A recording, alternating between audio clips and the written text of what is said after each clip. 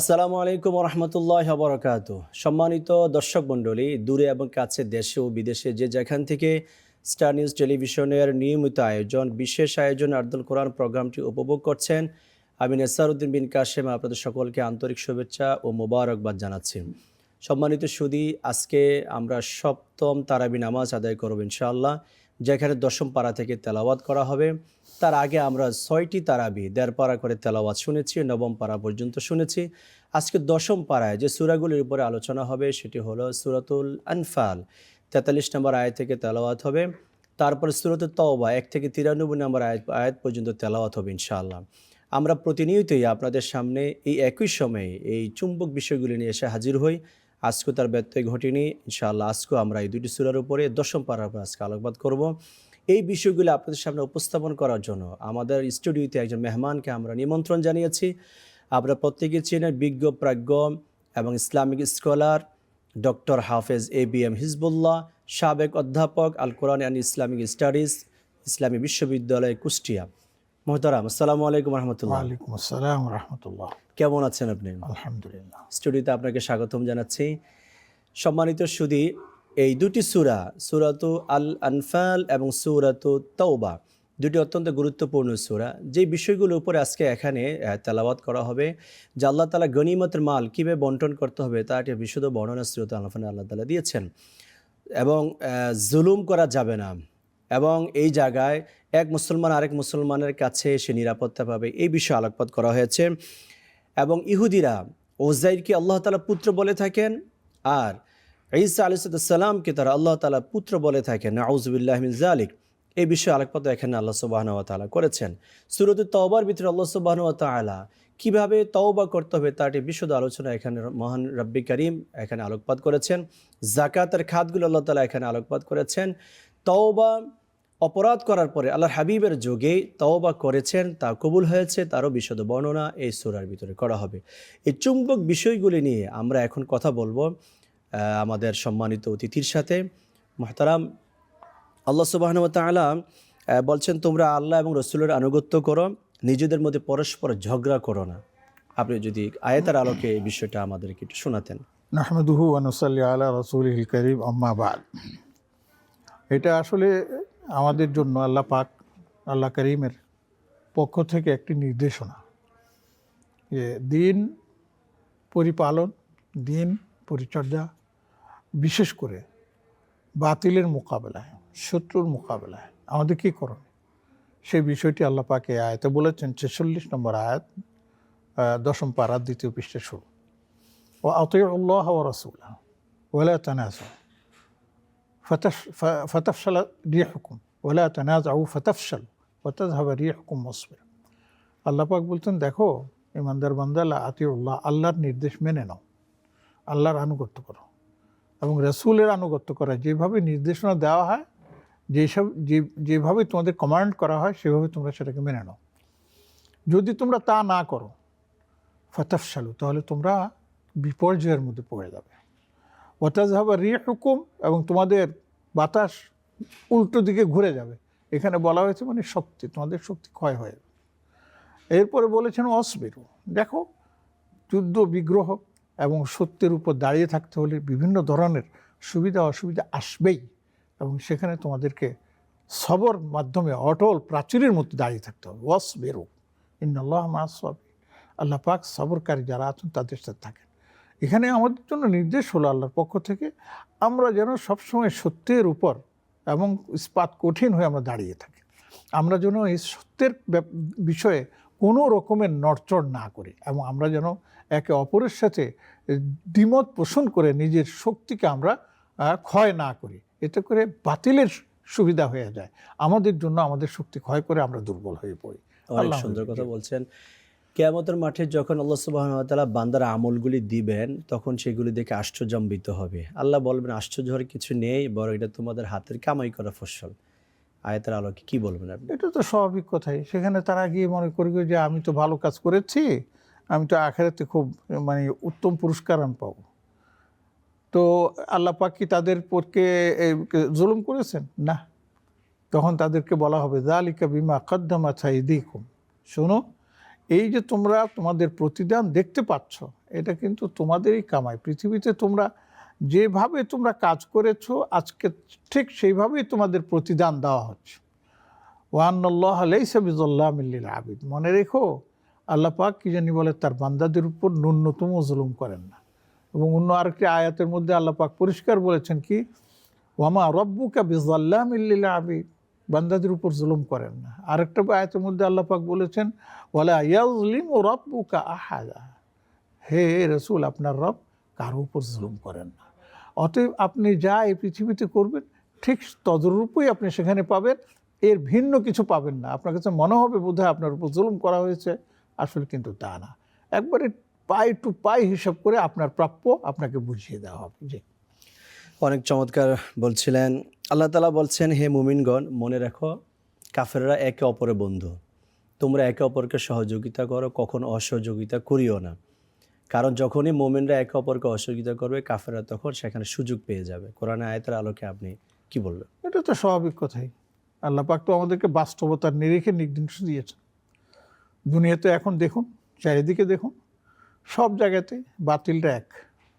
এই জন্যে আল্লাহ পাক বলেছেন ওয়াল্লাযীনা কাফারু বা'যুহুম আউলিয়াউ বা'য, কাফেররা একে অপরের বন্ধু। নিজেরা নিজেদের মধ্যে যদি ঝগড়া বিবাদে লিপ্ত হয়ও, কিন্তু যখন ইসলামের বিরুদ্ধে আসে তখন তারা সব এক হয়ে যায়। আল্লাহ পাক এই জন্য বলছেন ইল্লা তাফআলুহু তাকুন ফিতনাতুন ফিল আরদি ওয়া ফাসাদুন কাবীর, তোমরা যদি তাদেরকে ঠেকাবার জন্য প্রস্তুতি গ্রহণ না করো তাহলে দুনিয়াতে বিপর্যয় নেমে আসবে। আমরা এই প্রসঙ্গে আরেকটি আয়াতকে এখানে সামনে রাখতে পারি। আল্লাহ পাক সেখানে বলেছেন যে দেখো, তুমি তোমার স্টেট, ইসলামিক স্টেটকে রক্ষা করতে হলে, তোমার দেশকে রক্ষা করতে হলে, তোমার সীমানাকে রক্ষা করতে হলে তোমাকে শক্তি অর্জন করতে হবে। এবং এটাকে অন্যভাবে বিশ্লেষণ করার কিছু নেই, সারা দেশ দুনিয়াতে এটা করতেছে, আমরা দেখতেছি চোখের সামনে। আমেরিকা বলেন, রাশিয়া বলেন, চায়না বলেন, সবাই সারা দুনিয়াকে কুক্ষিগত করার জন্য যার যতটুকু শক্তি আছে সেইভাবে তারা সমরাস্ত্র তৈরি করতেছে। আল্লাহ পাক বলছেন, হে ঈমানদাররা, ওয়া আ'ইদ্দু লাহুম মাসতাতা'তুম মিন কুওয়া ওয়া মির রিবাতিল খাইল তুরহিবুনা বিহি আদুওয়াল্লাহি ওয়া আদুওয়াকুম, তোমরা তোমাদের সাধ্যমতো তোমরা সমরাস্ত্র তৈরি করে যেন শত্রুর মোকাবেলা করতে পারো, শত্রু যেন তোমাদের দিকে চোখ তুলে তাকাতে না পারে, শত্রু যেন ভয় পায়। কিন্তু দুর্ভাগ্য আমরা এখন সেই পথে নেই, যার কারণে আমরা এখন সবার চোখের সামনে আমরা দুর্বল হয়ে দাঁড়িয়ে আছি। আল্লাহ পাক আমাদেরকে সেই দুর্বলতা কাটিয়ে ওঠার জন্য নির্দেশনা দিয়েছেন। আল্লাহ তাআলা তার প্রিয় হাবিব সাল্লাল্লাহু আলাইহি সাল্লামকে অ্যাড্রেস করে বলছেন, হে নবী, আপনার কাছে যদি কোনো মুশরিক এসে আশ্রয় চায়, আপনি তাকে ভাগাইয়ে দিবেন না, আপনার কাছে টেনে নেবেন। কারণ আপনার কাছে আসলে সে কোরআনের আয়াতগুলি শুনবে এবং সে নিরাপদ জায়গায় পৌঁছে যাবে, এবং সে নিরাপদ জায়গায় পৌঁছে যাবে। কি বলবেন কোরআনের আয়াত? সূরা বারাআতের মধ্যে এটা আয়াতটা, সূরা তওবা। তওবা, তওবা বারাআত একই, জি। এটা একই সূরার দুটি নাম। বারাআতুন দিয়ে শুরু হয়েছে, মুক্তি ঘোষণা করেছেন আল্লাহ পাক। পুরো কোরআনের কারীমের মধ্যে কঠোর কোনো সূরা যদি নাজিল করে থাকেন তাহলে এই সূরাটা করেছেন, সামনে আসবে এটা। এবং এখানে যেমন কঠোরতা আছে তেমন আবার নমনীয়তাও আছে। কঠোরতা মানে আছে আপনি অমুসলিম দেখলেন আর কাট করে করে দিলেন, না না না, বরঞ্চ তাদের সাথে সুন্দর আচরণ করার কথা বলা হয়েছে, তাদের বিপদে আপদে এগিয়ে যাওয়ার কথা বলা হয়েছে, তাদের সুখে দুঃখে সঙ্গী হওয়ার কথা বলা হয়েছে।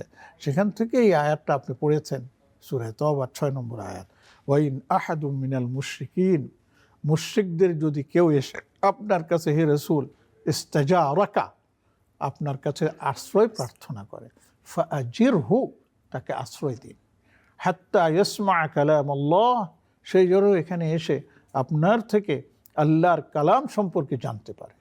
তো নবীজি চলে গেছেন, এখন কি সে আয়াত রহিত হয়ে গেছে? না না না, এখন আমাদের উপর সে দায়িত্ব, যদি কোনো অমুসলিম আমাদের কোরআন জানতে চায়, আমাদের সাথে মিশে আমাদের আচার আচরণ দেখতে চায়, তাহলে তাকে সেই সুযোগ দেওয়া উচিত। মুখও বলবো, আচরণের মাধ্যমেও তাকে দাওয়াত দিব, যেন সে উৎসাহী হয়ে নিজ থেকেই ইসলাম এবং দ্বীনের মধ্যে আপনার অন্তর্ভুক্ত হয়ে নিজেকে জাহান্নামের আগুন থেকে মুক্ত করতে পারে। মাশাআল্লাহ। আল্লাহ সুবহানাহু ওয়া তাআলা কোরআনে কারিমে বলছেন যে ওয়ালা তাশতারু বিআয়াতি সামানান কালিলা, যে তোমরা আমার বিধানাবলীকে অল্প মূল্যে বিক্রি করিও না। আয়াতের আলোকে আপনি যদি এটা বলেন। তো পরিষ্কার কথা, আমি বলতেছি আপনাদেরকে, যদি আমি বলি এটা সবসময়, আপনারাও শুনবেন সবাই, যে আখেরাতের তুলনায় দুনিয়া পুরাটা, আর দুনিয়া ওয়ামাফিয়া, দুনিয়াতে যা কিছু আছে, উপরে নিচে ভিতরে যা কিছু আছে, আখেরাতের তুলনায় সামান্য একটি আপনার তিলের সমানও হবে না। আর এই বিষয়টাকে আমরা ভালো মন্দ সবাই এত প্রাধান্য দিচ্ছি, দিয়ে আমরা আমাদের নিজের ব্যক্তিত্বকে ধ্বংস করে দিচ্ছি। আমরা প্রতারণা করছি, আমরা মানুষকে ধোঁকা দিচ্ছি, আমরা মানুষের উপর আপনার বেশি শক্তি প্রয়োগ করে তার সম্পদকে আমরা কুক্ষিগত করে নিয়ে যাচ্ছি। এটা দিয়ে আমার ইমানকে, আমার কি জানবি কিতাবকে তোমরা বিক্রি করে দিও না। অনেক চমৎকার বলছিলেন মহতরম। আমরা একটা ছোট্ট বিরতিতে যাচ্ছি। প্রিয় সুধী, অত্যন্ত প্রাঞ্জল ভাষায় আমরা কালামে হাকিমের চুম্বক বিষয়গুলি শুনছি। নিশ্চিত ছোট্ট একটি বিরতি। বিরতির পরে আবারও আপনাদের সামনে এসে হাজির হব। ততক্ষণ আমাদের সাথে থাকুন। আসসালামু আলাইকুম রহমতুল্লাহ। সম্মানিত দর্শক মণ্ডলী, ছোট্ট একটি বিরতির পরে আবারও আপনাদের সামনে এসে হাজির হয়েছি। আজকে সপ্তম তারাবির 10ম পারার উপর আলোচনা হচ্ছে। খুব সুন্দর এবং গুরুত্বপূর্ণ বিষয়গুলি নিয়ে আপনাদের সামনে উপস্থাপন করা হচ্ছে। আমাদের সম্মানিত আলোচক প্রাঞ্জল ভাষায় আমাদেরকে বলছেন কথাগুলি। হতে পারে আমাদের জন্য এই আলোচনা জীবনের পরিবর্তনের একটি অন্যতম কারণ হয়ে যেতে পারে। মুহতারাম, আমরা সূরা তাওবার উপরে আলোচনা শুনছিলাম বিরতির আগে। একটি বিষয় যদি আপনাকে এখন একটু বলি যে আল্লাহ তাআলা অত্যন্ত সুন্দর করে আমাদেরকে বলছেন যে হে ঈমানদারগণ, যদি তোমাদের পিতা, সন্তানাদি, ভাই বোন ঈমানের উপরে কুফরিকে প্রাধান্য দেয়, তবে তাদেরকে তোমরা বন্ধু হিসেবে গ্রহণ করিও না। পৃথিবীতে তাই এখন চলছে। আপনি কি বলবেন এখন? আল্লাহ পাক তো মহান স্রষ্টা, তাই না? আল্লাহ পাক তো পৃথিবীর আগ পর পিছন সব কিছু জানেন না? জি, সব কিছু জানেন। সেই জন্য আল্লাহ পাক এটাও জানে তার বান্দাদের মধ্যে কিছু মানুষ আছে যারা ঈমানদার, কিন্তু ঈমানের হক আদায় করে না, এবং তাদের আত্মীয় স্বজন যারা আছে সবাই, অনেক পরিবারের মধ্যে আছে, কেউ মুসলমান তো কেউ অন্য ধর্মাবলম্বী, এরকম প্রচুর আছে দেশে বিদেশে সব। তো এখানে আল্লাহ পাক সে কথাটা বলে দিয়েছেন, ইয়া আইয়ুহাল্লাযীনা আমানু লা তাত্তাখিযু আবাআকুম ওয়া ইখওয়ানাকুম আউলিয়া। হে ইমানদার বান্দারা, তোমরা তোমাদের পিতা মহাপিতাদেরকে, তোমাদের ভাইদেরকে তোমরা কখনো বন্ধু হিসেবে গ্রহণ করবা না। সুবহানাল্লাহ, আমার বাবা, আমার কিছু ভাই, তাকে বন্ধু হিসেবে গ্রহণ করতে পারবো না? বলছে হ্যাঁ, কেন? ইনিস্তাহাব্বুল কুফরা আলাল ঈমান। তারা যদি কুফরিকে ঈমানের উপর প্রাধান্য দেয়, তাহলে আর তাদের সাথে সম্পর্ক রাখার কোনো প্রয়োজন নেই। সম্পর্ক রাখার প্রয়োজন নেই মানে কি? সম্পর্ক ছিন্ন করে দেবে। সম্পর্ক ছিন্ন করে দেওয়া মানে আমি আপনার পথে আছি, আপনি আপনার পথে থাকুন, আমি আমার পথে থাকি। আপনি আল্লাহর কাছে দোয়া করবেন, তাকে দাওয়াত দিবেন, শুনলে তো ভালো কথা, না শুনলে নেই। তারপরে আল্লাহ পাক কী বলতেছেন? ইস্তাহাবুল কুফরা আল ঈমান। এরপরে আল্লাহ পাক বলতেছেন যে এটা করবে, যদি এরকম করে, যে পিতা মাতা যারা বাতিলের সাথে আছে, যারা অন্যায়ের সাথে আছে, যারা কুফরের সাথে আছে, যারা বিদ্রোহের সাথে আছে, তারা যদি তাদের এগুলি থাকার পরেও যদি তাদের সাথে আপনি সম্পর্ক রাখেন, অর্থাৎ তাদের জন্য মানে সাথে আপনি মুআমালা করেন, আল্লাহ পাক বলেন এরাই হচ্ছে জালিম। ফাউলাইকা হুমুজ জালিমুন ওয়া মান ইয়াফআল যালিকা ফাউলাইকা হুমুজ জালিমুন। তার মানে কি? তার মানে আমার বাবাকে আমি ছেড়ে দেবো, আমার পিতাকে আমি ছেড়ে দেবো, আমার কিদিন ভাইকে আমি ছেড়ে দেবো? দেখুন আরেক জায়গায় আল্লাহ পাক বলছেন যে দেখো, ফালা তাকুল্লাহুমা উফিম ওয়ালা তানহারহুমা ওয়াকুল্লাহুমা কাওলান কারীম। হ্যাঁ, ওই আর ওইটা আরেক জায়গায় আছে, দেখো, ওয়াইন জাহাদাকা আলা আন তুশরিকা বি মা লাইসা লাকা বি ইলম ফালা তুতি'হুমা ওয়া সাহিবহুমা ফিদ দুনিয়া মারুফা। পিতা মাতা যদি তোমার ঈমানের বিরোধিতা করে, তাহলে তার সাথে তুমি সম্পর্ক ততটুকুই রাখবা যতটুকু প্রয়োজন, কিন্তু তাই বলে পিতা মাতার হক আদায়ে তুমি বিরত থাকবা না। ওয়া সাহিবহুমা ফিদ দুনিয়া মারুফা। পৃথিবীতে যেহেতু তার সাথে তোমার একটা সম্পর্ক আছে, পৈতৃক সম্পর্ক, মাতৃত্বের সম্পর্ক, ভ্রাতৃত্বের সম্পর্ক, সম্পর্কটা বহাল রাখবা, কিন্তু দ্বীনের ব্যাপারে কোনো রকমের সমঝোতা নেই। এটি হলো মূল কথা। মাশাআল্লাহ। আল্লাহ তাআলা বলছেন মুশরিক যারা, তারা হলো নাপাক, তারা যেন বাইতুল্লাহর কাছাকাছি না আসে। এটার জন্যই তো কোরআনে কারিমের মধ্যে আপনার এটা সম্ভবত 9ম হিজরিতে আল্লাহর উপরে আল্লাহ রসুল পাঠিয়েছেন, হযরত আবু বকর রাদিয়াল্লাহু তাআলা আনহুর নেতৃত্বে হজের কাফেলা পাঠিয়েছেন। এরপরে এই আয়াতটা নাজিল হয়। এই আয়াতটা নাজিল হওয়ার পরে নবীজি সাল্লাল্লাহু আলাইহি ওয়াসাল্লাম হযরত আলী রাদিয়াল্লাহু তাআলা আনহুকে এই আয়াতের ঘোষণা নিয়ে আপনার মক্কা শরীফ পাঠান। মক্কা শরীফ পাঠানোর পরে তখন তো আবু বকর দেখে বললেন যে আপনি আসছেন আমিরান আমুরান, আমির হয়ে নাকি আপনি মামুন নির্দেশিত হয়ে? তখন আবু বকর আলী বললেন যে নির্দেশিত হয়ে। আয়াতটা ছিল বড় কঠিন। আসলে কথা হচ্ছে কি জানেন, তখনও কাফেররা মুশরিকরা আপনার কি জানি বলে মক্কা মুকাররমে বসবাস করতো, বাইতুল্লাহর আশেপাশে থাকতো। আল্লাহ রসুল ফাতেহে মক্কা বিজয় করছেন, কিন্তু তাদেরকে বের করে দেননি। কিন্তু সে বের করার তিনি ইচ্ছাও করেন, কিন্তু আল্লাহর নির্দেশ এসে গেল। আল্লাহ চান যে বাইতুল্লাহ শিরক মুক্ত হবে, এই বাইতুল্লাহ কুফর মুক্ত হবে। এই জন্য আল্লাহ আয়াত নাজিল করেন, ইয়া আইয়ুহাল্লাযীনা আমানু ইন্নামাল মুশরিকুনা নাজিস। এই মুশরিকটা হচ্ছে অপবিত্র। অপবিত্র মানে তাদের শরীরটা অপবিত্র না, তাদের আকীদা, তাদের বিশ্বাসটা ভিন্ন হওয়ার কারণে তারা অপবিত্র হয়ে গেছে। ফালা ইয়াকরাবুল মসজিদ আল হারামা বা'দা আমিহিম হাযা। অতএব এখন নবম হিজরি চলছে, এই বছরের পর তারা আর এই মক্কা মগরতে থাকতে পারবে না, তারা বেরিয়ে যেতে হবে। কেন? আল্লাহ পাক এখানে একটা সূক্ষ্ম ঘটনা, পরবর্তী 10ম বছরে আল্লাহ পাক বিদায় হজ করবেন এবং মুক্ত পরিবেশে, পবিত্র পরিবেশে, তাওহীদের পরিবেশে আল্লাহর রাসূল আপনার হজ করবেন, সেই পথকে সেখানে প্রস্তুত করা হলো। সুবহানাল্লাহ, সুবহানাল্লাহ।